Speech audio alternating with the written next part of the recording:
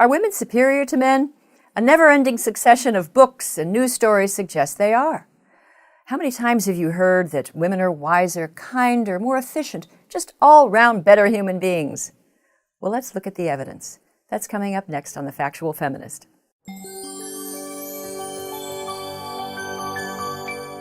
Now, it used to be fashionable to celebrate men's alleged superiority over women.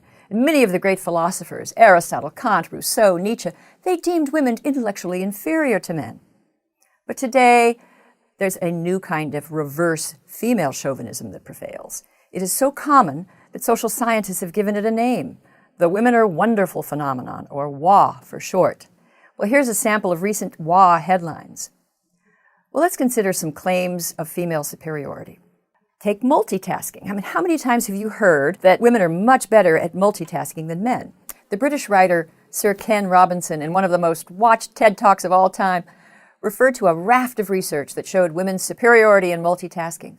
But where is this research? What we actually have is a handful of small, inconclusive, inconsistent studies.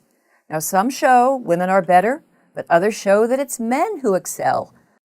Thomas Busser, a researcher at the University of Amsterdam, took a careful look at the data and concluded that as far as gender differences are concerned, we just don't find either men or women excelling. It's a mix. It turns out that neither sex is particularly good at focusing on more than one thing at once. Well, what about niceness? It's often said that women are kinder than men, and the film critic Roger Ebert praised women to the skies for their kindness and generosity and hoped that they would take over the world. We'd all be better off. Well, is he right? Well, when it comes to generosity, kindness, altruism, once again, you find a lot of conflicting studies. But one of the most thorough and careful surveys was carried out by Tom Smith and his team at the National Opinion Research Center at the University of Chicago.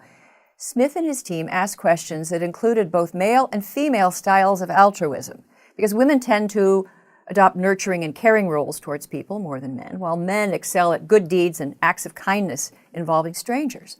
So in Smith's survey, women proved to be more empathetic than men. They were more likely to feel pity for others and to describe themselves as soft-hearted. But when it came to the empirically critical measure of generosity, how much do you actually do for others? The results were different. When Smith and his colleagues tallied up the results, they found that the score was even. Gender, Smith concluded, is not notably related to altruistic behaviors. Advantage, neither sex.